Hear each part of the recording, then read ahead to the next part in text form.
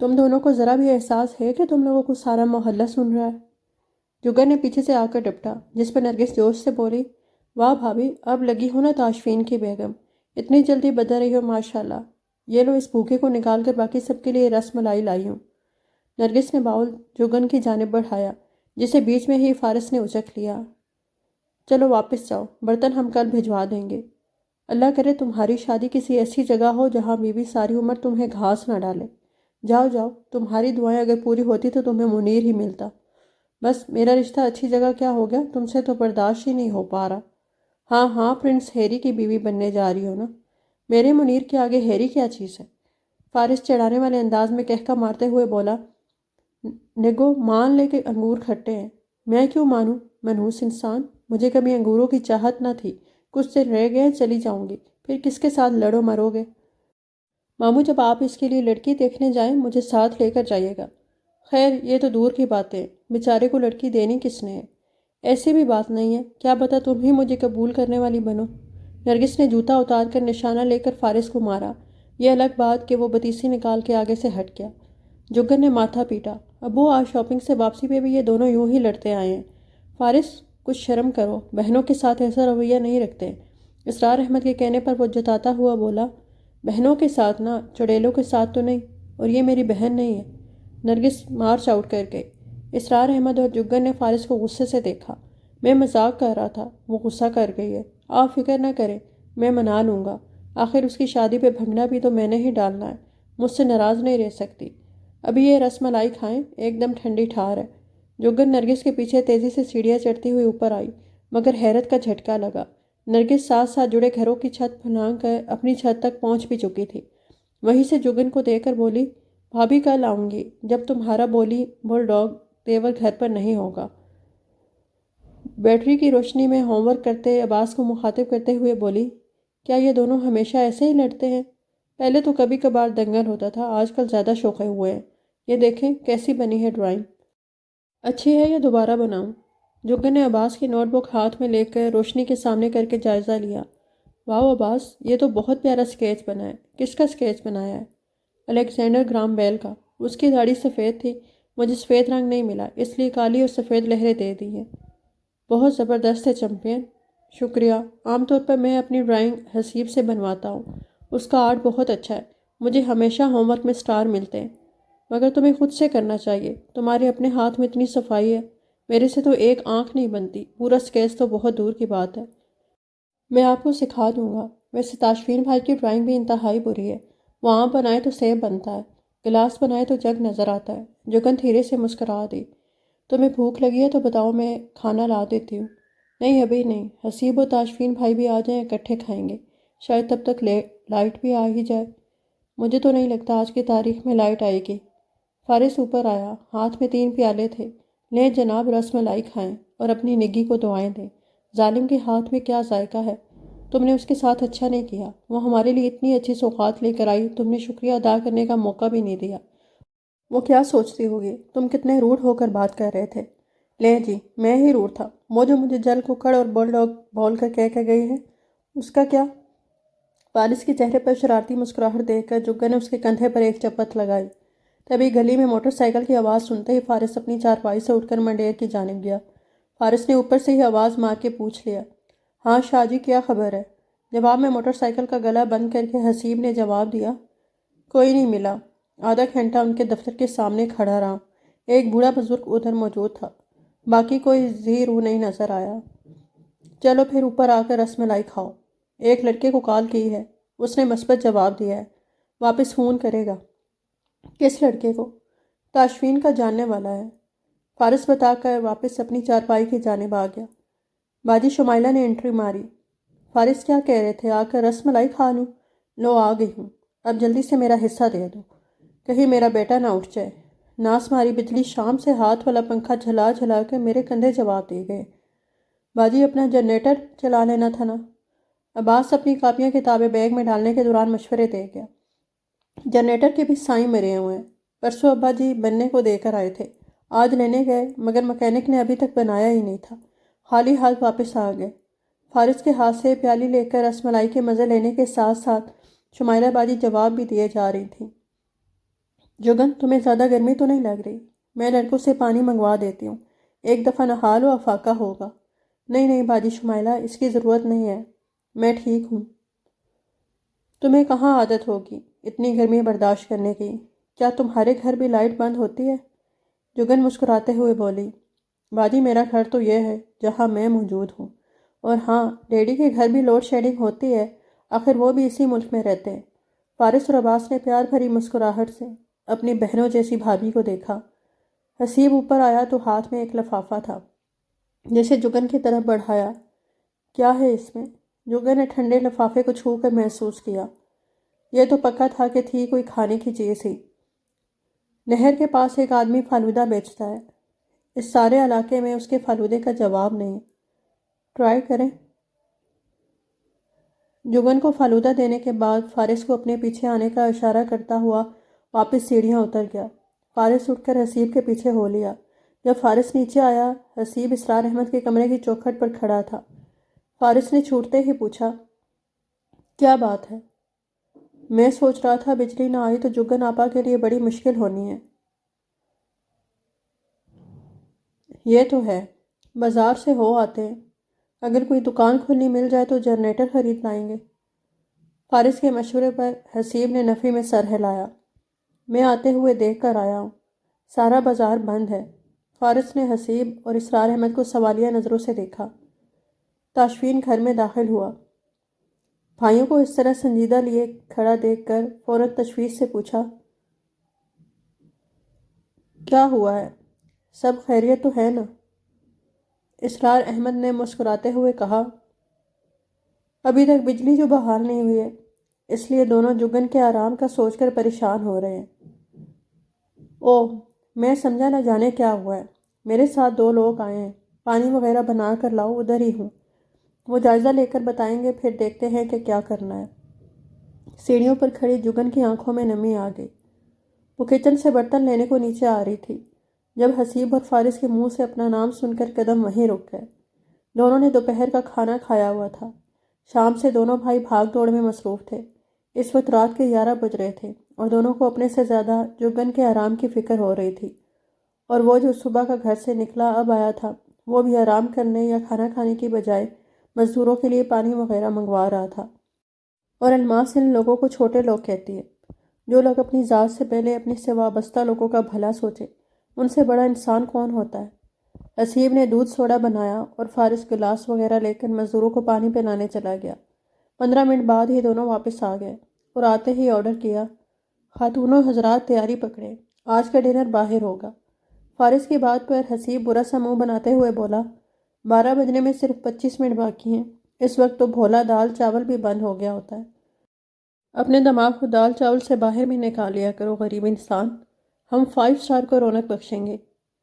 حسیب کی نظریں فارس سے ہوتی ہوئیں تصدیق کے لیے تاشفین پر جمیں، جس نے اپنے کمرے کی جانب بڑھتے ہوئے کہا، اٹھ کر منہ دھو لو، دیکھ کیا رہے ہو؟ یعنی واقعی جا رہے ہیں؟ فارس نے چڑھانے والے انداز میں کہا، جی میاں جی۔ ابو آپ کپڑے بدلیں گے یا صرف منہ دھلوا دوں؟ فارس کے پوچھنے پر اسرار احمد نے نفی میں سر ہلاتے ہوئے منع کر دیا، نہ بھائی نہ، اس وقت میں آرام کروں گا۔ شام میں خربوزہ کھایا تھا جو ابھی تک ہضم نہیں ہوا، ڈنر کا تو سوال ہی پیدا نہیں ہوتا۔ اگر بھوک لگی بھی تو ایک آدھ ٹوسٹ لے لوں گا۔ تم لوگ جاؤ، دھیان سے جانا، گاڑی زیادہ تیز مت چلانا۔ تاشفین کپڑے بدل کر باہر آیا۔ فارس نے ابو کا جواب اس کو بتایا، جس پر وہ ایک دفعہ پھر اسرار احمد کے کمرے میں داخل ہوا۔ ابو گھر پر اکیلے رہیں گے؟ چلے نا ہمارے ساتھ، تھوڑی تازہ ہوا کھائیں۔ نہیں تاشفین، کسی اور دن چلا جاؤں گا، ابھی تم بچوں کو لے جاؤ، ان میں سے کسی نے بھی رات کا کھانا نہیں کھایا۔ میں آپ کے بیڈ سائڈ پر پانی وغیرہ رکھ دیتا ہوں۔ آپ نے دوا کھا لی ہے؟ ہاں دوا تو لے چکا ہوں۔ تم مجھے باکس میں سے معدے کی ایک گولی نکال دو، بد ہضمی سی محسوس کر رہا ہوں۔ جی ابو۔ تاشفین نے باپ کے کمرے میں پڑا خالی جگ اٹھایا، ہمسایوں کے نلکے سے تازہ پانی بھر کر لایا، دوائیوں والے باکس سے مطلوبہ دوا نکال کر باپ کو دی، پھر ان کے کمرے کی تمام کھڑکیاں کھول کر لیمپ بند کرتا ہوا شب بخیر بول کر ان کی پیشانی پر بوسہ لے کر کمرے سے نکل آیا۔ آ جائیں، باقی عوام گاڑی میں انتظار کر رہی ہے۔ فارس بیرونی دروازے کے پاس تاشفین کا منتظر کھڑا تھا۔ ابو، ہم باہر سے تالا لگا رہے ہیں، فون آپ کے پاس رکھا ہے۔ میں تم لوگوں کا باپ ہوں، چھوٹا بچہ نہیں ہوں جو گھر پہ اکیلے ڈر جاؤں گا۔ اب جاؤ، مسلسل بول کر میری نیند بھگا رہے ہو۔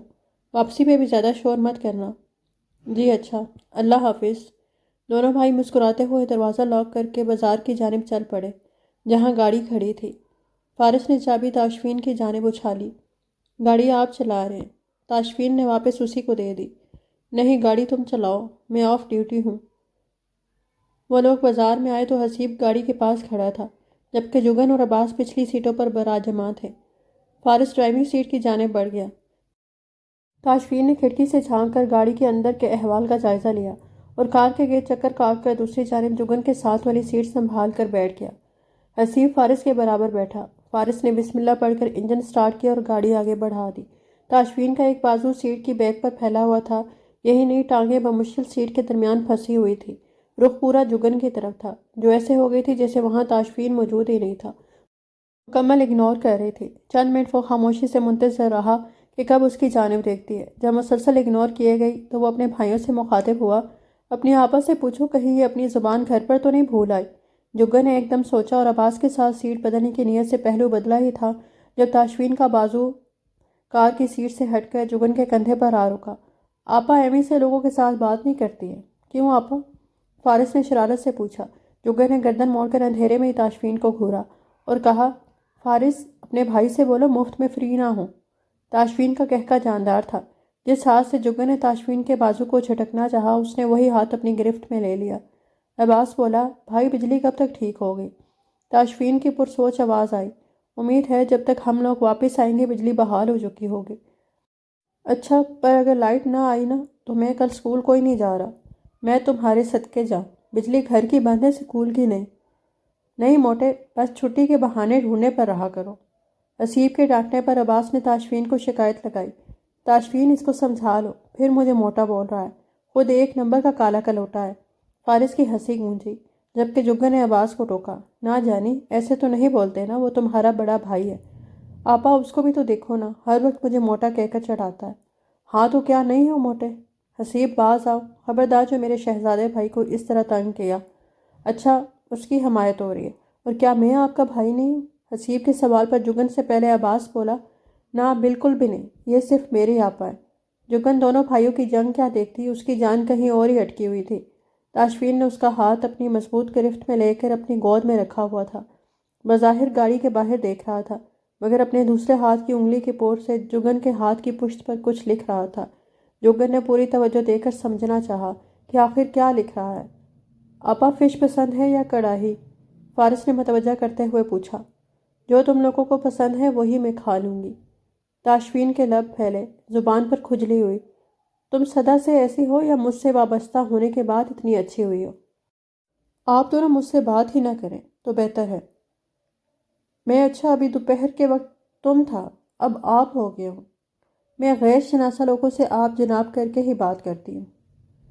جس سپیڈ سے تم مجھے شناسہ اور غیر شناسہ کی فہرست میں پٹکتی ہو نا، اب سے اپنا اور تمہارا نکاح نامہ جیب میں لے کر گھوما کروں گا، تاکہ تمہیں یاد کروا سکوں کہ تمہارا سچا شناسہ ہی میں ہوں۔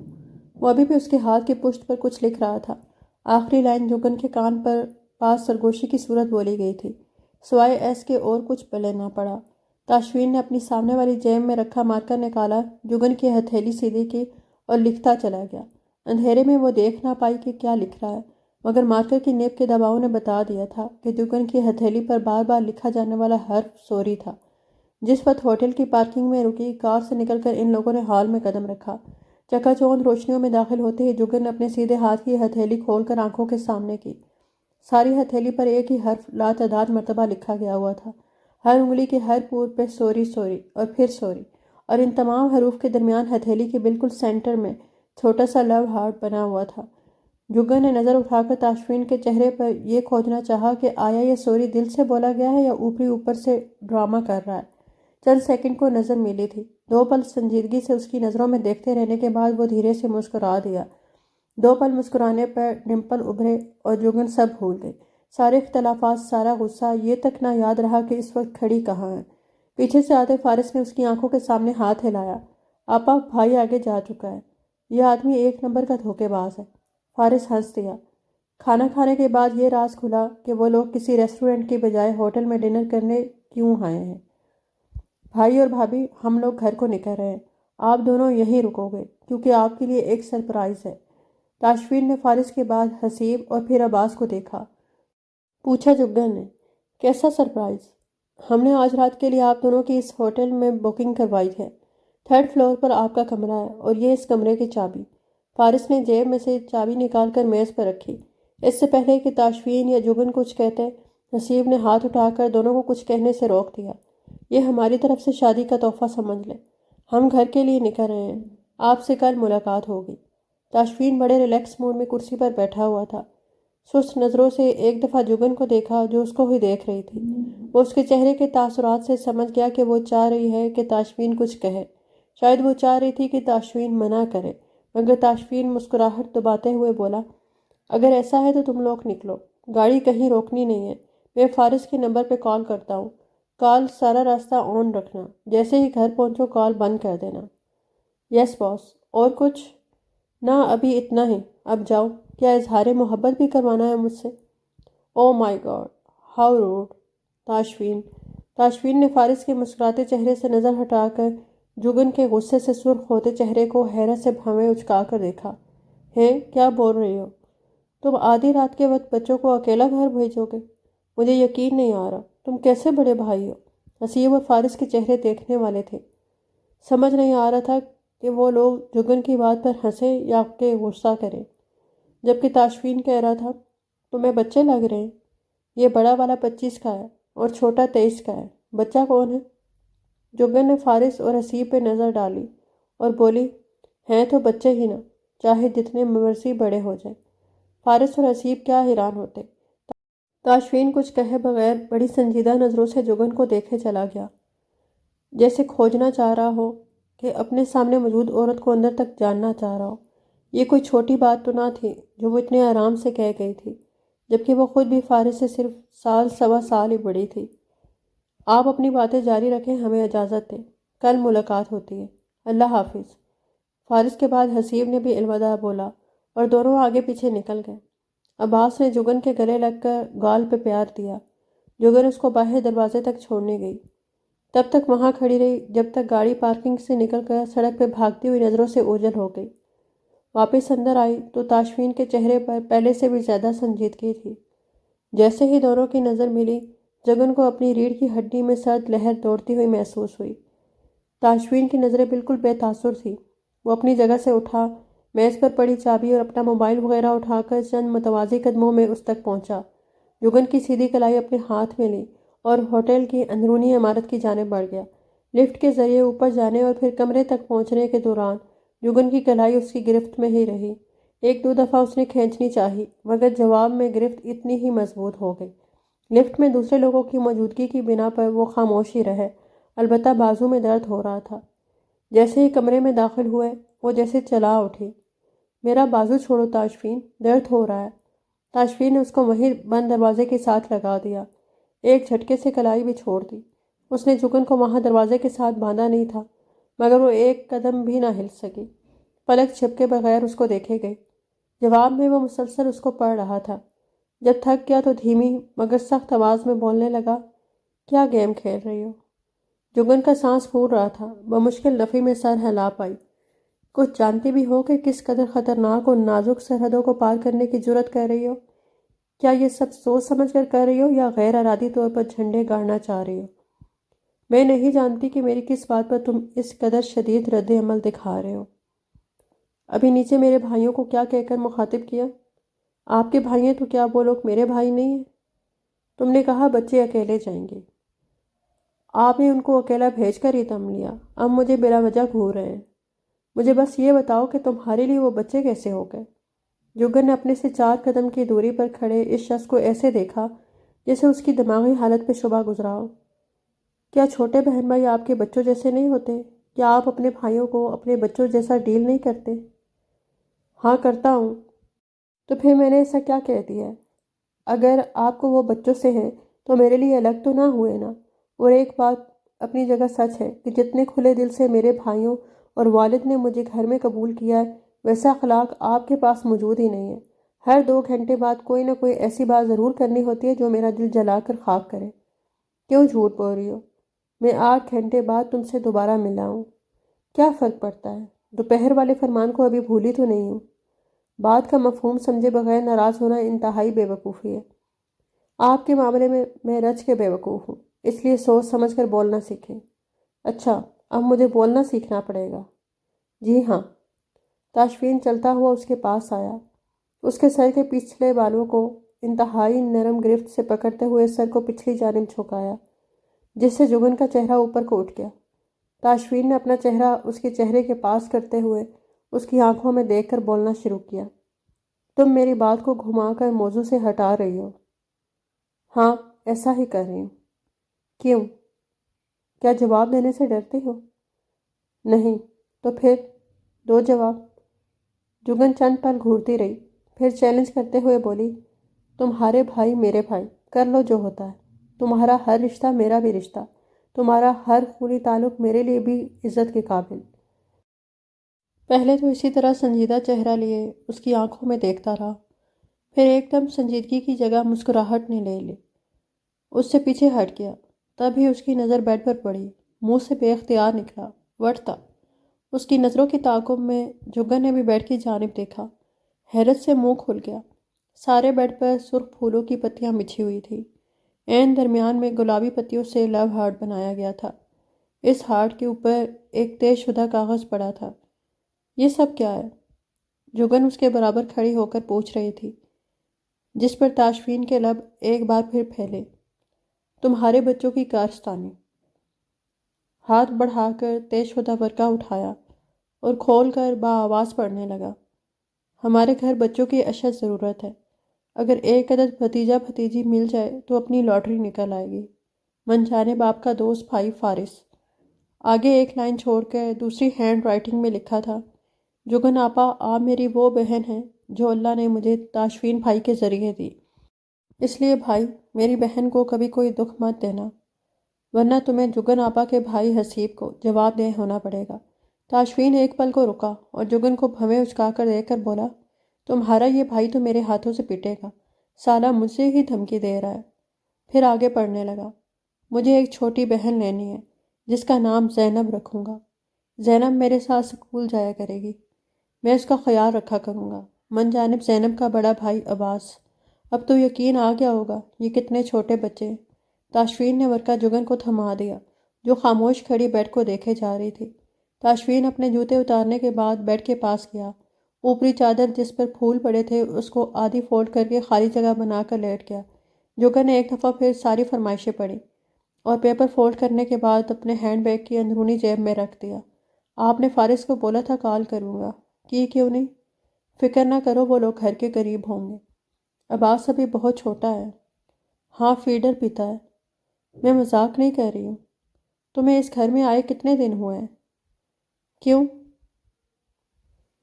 بتاؤ نا۔ ابھی تو 1 ہفتہ اور 2 دن ہی ہوئے ہیں۔ ایگزیکٹلی۔ اب ٹینشن لینا بند کرو۔ تم ایسا کیسے کہہ سکتے ہو؟ اس دن یاد ہے نا کیا ہوا تھا؟ تاشفین نے اس کی جانب کروٹ لے کر کوہنی پر وزن ڈال کر ہاتھ سر کے نیچے رکھتے ہوئے پوچھا، کیا ہوا تھا؟ اف اللہ، بھول بھی گئے ہو؟ وہی جو ان لڑکوں نے حرکت کی تھی۔ وہ سب اس لیے ہوا کیونکہ تم میرے ساتھ تھی، ورنہ مجھے تو لڑکے چھیڑنے سے رہے۔ سرہانہ اٹھا کر تاشفین کو مارا، جسے اس نے آسانی سے کیچ کرتے ہوئے سر کے نیچے رکھ لیا۔ مگر جو کچھ کل ہوا تھا، اس کے بعد مجھے لگتا ہے کہ کچھ دن کے لیے سب کو آتے جاتے ہوئے احتیاط سے کام لینا ہوگا۔ ایک بات بتاؤں؟ تاشفین کے چہرے پر پھیلی شرارت بتا رہی تھی کہ کچھ الٹا ہی بولنے جا رہے، پھر بھی اس نے اجازت دیتے ہوئے کہا، جی فرمائیے۔ تم دنیا کی واحد بیوی ہوگی جو کہ تنہائی میں شوہر سے پیار و محبت کی باتیں کرنے کی بجائے اس کی فیملی کی فکر میں دبلی ہو رہی ہو۔ کہاں سے آئی ہو؟ اس خود غرض دنیا کا حصہ معلوم نہیں ہوتی ہو۔ تم مجھے پہلے کیوں نہیں ملی؟ مذاق مت اڑاؤ، میں بالکل سنجیدہ ہوں۔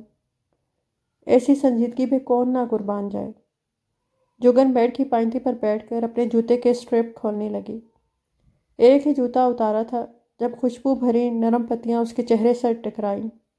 ابھی وہ پہلے حملے پر ہی حیران بیٹھی تھی جب تاشفین نے دونوں ہاتھوں کے پیالے میں پھول کی پتیاں بھر کر جوگن پر نچھاور کر دی۔ جوگن کے بالوں پہ، گود میں، کپڑوں پر پھول ہی پھول تھے۔ مجھے بھی زینب نام بہت پسند ہے۔ تاشفین کی مسکراہٹ بھری سرگوشی پہ جوگن کے پتیوں سے کھیلتے ہاتھ تھرائے۔ تصور کی آنکھ سے تاشفین کی گود میں زینب کی تصویر دیکھی۔ تصویر اتنی خوبصورت تھی کہ جوگن کی آنکھ میں نمی آ گئی۔ جو اس کو اتنے غور سے دیکھ رہا تھا فوراً متفکر ہوا۔ کیا ہوا ہے؟ جوگن نے نفی میں سر ہلایا۔ اگلے پل وہ اس کے بالکل سامنے تھا۔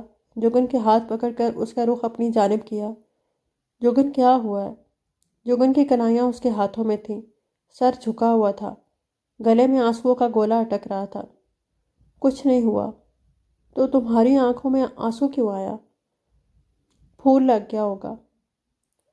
پھول لگنے سے آنسو نہیں نکلتا۔ اچھا، اب آنسو نکل آنے سے کون سا ایسا گناہ ہو گیا جو آپ یوں تفتیش کرنے بیٹھ گئے؟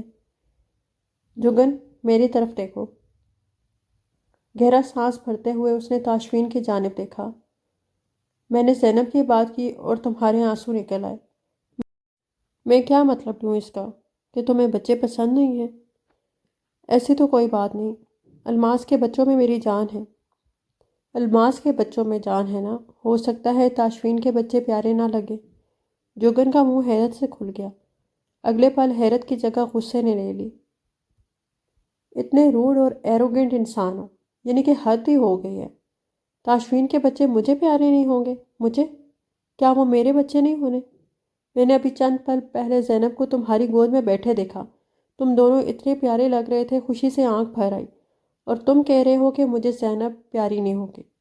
تم رہو یہاں، میں جاتی ہوں، کیونکہ اتنے روڈ انسان کے ساتھ ہرگز گزارا نہیں ہو سکتا۔ غصہ جانے دو، تم کہیں نہیں جا رہی ہو۔ ابھی 2 گھنٹے پہلے تم نے سوری کی ہے، اس کے ساتھ ہی دوبارہ دل دکھانے بیٹھ گئے ہو۔ تو پھر سے سوری کر لیتا ہوں، میری کون سا زبان گھس جاتی ہے۔ لاؤ دوسرا ہاتھ دو، اس پر بھی سوری لکھ دیتا ہوں۔ مجھے اس قدر بیہودہ سوری ہرگز نہیں چاہیے جو 2 گھنٹے نہ چل سکے۔ اچھا ضد نہیں کرو، اگر ہم یوں ہی چھوٹی چھوٹی باتوں پر لڑتے رہے تو زینب کیا سوچے گی؟ جوگن کچھ کہنے جا رہی تھی جب تاشفین کے فکرے پر غور کیا۔ خود بخود مسکراہٹ نمودار ہو گئی، جسے دیکھ کر تاشفین کی ہنسی گونجی۔ جوگن نے اس کے سینے پر ایک ہاتھ رکھ کر اس کو دور دھکیلنا چاہا، مگر تاشفین نے اس کو مزید قریب کر لیا۔ تبھی تاشفین کے قمیض کی جیب میں رکھا موبائل بج اٹھا۔ ایک ہاتھ سے اس نے فون برآمد کیا، سکرین آن کر کے آنکھوں کے سامنے کی۔ وہاں ایک میسج کا نوٹیفیکیشن موجود تھا۔ ہیلو ہینڈسم، لانگ ٹائم نو سی۔ نمبر پہچانتے ہی اس کے ماتھے پر تیوری آ گئی۔ وہ تو اس لڑکی کو بھول ہی چکا تھا۔ تمہارا بھائی کس چکر میں ہمارا پیچھا کر رہا تھا؟ تمہیں غلط فہمی ہوئی ہونی ہے، اس کے پاس اتنا وقت نہیں ہوتا کہ ہماری نگرانی کرتا پھرے۔ میں نے اپنی آنکھوں سے اس کو ریسٹورنٹ کے سامنے سڑک کی دوسری جانب گاڑی میں براجمان دیکھا تھا۔ ہماری گاڑی نکلتے ہی وہ دوسری جانب نکل گیا۔ یہ بھی تو ہو سکتا ہے وہ وہاں سے گزر رہا ہو، پبلک پلیس ہے، کون کب وہاں سے گزر رہا ہو، ہمیں اس سے کیا؟ حارث، تمہیں اپنے بھائیوں کی طرفداری کرنے کی بڑے ہی بری عادت ہے۔ پچھلے کئی سالوں سے فقط تمہاری ہی طرفداری کرتے آ رہا ہوں۔ مجھے اس کی ضرورت نہیں ہے، کیونکہ تم پر میرا حق ہے۔ تم میری حمایت نہیں کرو گے تو اور کون کرے گا؟ ہم دونوں میاں بیوی ہیں۔ جیسے ہر جگہ میں تمہارا ساتھ دیتی ہوں، اسی طرح تمہیں میرا ساتھ دینا چاہیے۔ اور جو رویہ تمہارے اس نک چڑھے بھائی نے اپنایا، وہ بھول گئے ہو؟ کس قدر اکڑ ہے اس میں؟ ضرورت بھی ہے مگر پیسے پھر بھی نہیں لے گا۔ ایسے لوگ زندگی میں کبھی بھی اپنی اونچی ناک کے آگے کچھ نہیں دیکھ سکتے۔ احساس کمتری کا شکار انسان۔ حارث کچھ نہ کہہ پایا۔ ہمیشہ ایسا ہی ہوتا تھا۔ اس کے خیال میں الماس تاشفین کی بھلائی ہی تو سوچ رہی تھی، مگر تاشفین کو یہ سب کون سمجھائے؟ حارث کی نظر میں وہ واقعی عقل سے فارغ تھا۔ ڈیڈی آپ کب آئے؟ الماس کی نظر لاؤنج کے بیرونی دروازے پر پڑی تو وہ خوشگوار حیرت کا اظہار کرتی ہوئی متوجہ ہوئی، کیونکہ سامنے اس کو اپنے والد صاحب جو آتے دکھائی دیے تھے۔ بس ابھی جب تم میرے چھوٹے داماد کی شان میں قصیدے پڑھ رہی تھی۔ کیا کروں، وہ ہے ہی اسی لائق۔ اسی لیے تم نے اپنی بہن کی شادی اس سے کروائی تھی۔ میں تو یہی سمجھی تھی کہ اتنے عرصے سے حارث کی فرم میں کام کر رہا ہے، اپر کلاس میں اٹھنے بیٹھنے لگا ہے، اس کے اندر کا مڈل کلاس آدمی مر گیا ہوگا، مگر افسوس کہ میرے سارے اندازے غلط ثابت ہوئے۔ پر ڈیڈی، آپ جانتے ہیں سب سے خوبصورت بات کیا ہوئی ہے؟ سیٹھ صاحب صوفے کی نرمی میں خود کو دفن کرتے ہوئے سوالیہ نظروں سے بیٹی کو ہی دیکھ رہے تھے۔ وہ خود ہی جگن کی زندگی سے نکل گیا ہوا ہے۔ اگر وہ ایسا نہ کرتا تو اس کے آگے سوچ کر ہی مجھے خوف آتا ہے۔ ابھی تو جگن سنبھل گئی ہے، پر اگر یہ اس کے ساتھ تھوڑی بہت بھی اٹیچ ہو جاتی تو اس کی زندگی عذاب بن جانی تھی۔ اگر وہ زبردستی جگن کو اپنے ساتھ لے جاتا تو… وہ بولتی جا رہی تھی اور دوسری جانب داماد اور سسر چور نظروں سے ایک دوسرے کو دیکھ کر رہ گئے۔ اگر جو وہ اس کو بتا دیتے کہ جگن اس وقت کہاں موجود ہے، اس کے آگے کیا ہونا تھا، اس کو سوچ کر ہی حارث کو جھرجھری سی آ گئی۔ باتیں تو ہوتی رہیں گی، پہلے ڈیڈی کے لیے ریفریشمنٹ لے آؤ۔ ڈیڈی، آپ کیا لیں گے؟ کافی بنوا لو۔ آج سارا دن کافی پینے کا اتفاق نہیں ہوا۔ کیا بچے سو گئے؟ ہاں، بچوں کی روٹین بہت سخت ہے۔ 8 بجتے ہی ملازمہ دونوں کو سونے کا بول دیتی ہے۔ تم خود بھی ان کو وقت دیا کرو۔ ڈیڈی، میں سارا دن انہی کے ساتھ ہی تو ہوتی ہوں۔ آپ جانتے ہیں رات میں ڈنر وغیرہ کی پارٹیز کی وجہ سے مجھے بچوں کو ملازمہ کے حوالے کرنا پڑتا ہے۔ چلو ٹھیک ہے، کافی بھیج دو۔ مجھے حارث کے ساتھ کچھ بزنس ڈسکس کرنا ہے۔ اچھا، یعنی آپ مجھے برخاست کر رہے ہیں؟ یہ تو اچھی بات ہے، کیونکہ مجھے اپنا میک اپ اتارنا ہے۔ آج نئے برینڈ کا فاؤنڈیشن ٹرائی کیا تھا۔ مجھے ڈر ہے کہیں میری سکن پر ایکنی نہ بنا دے۔ ڈیڈی، آپ کے لیے کافی کیک کے ساتھ بھجواتی ہوں۔ حارث، تم کیا لوگے؟ 1 گلاس پانی پلیز۔ ابھی بھجواتی ہوں۔ اپنی ہیل کی گونج چھوڑتے ہوئے وہ سٹنگ روم سے نکل کر گھر کے اندرونی حصہ میں غائب ہو گئی۔ سیٹھ کو جب یقین ہو گیا کہ بیٹی تک آواز نہیں پہنچے گی، تب داماد سے کہنے لگا، جگن کی کوئی خبر؟ تم اس کو چھوڑ کر آئے تھے، کیا اس کے بعد کوئی رابطہ ہوا؟ آپ کی بیٹی وہاں یوں مگن ہے جیسے سالوں سے اس گھر کی باسی رہی ہو۔ آپ اس کے لیے بالکل پریشان نہ ہو، وہ تاشفین کے ساتھ بہت خوش ہے۔ تاشفین کا رویہ اس کے ساتھ کیسا ہے؟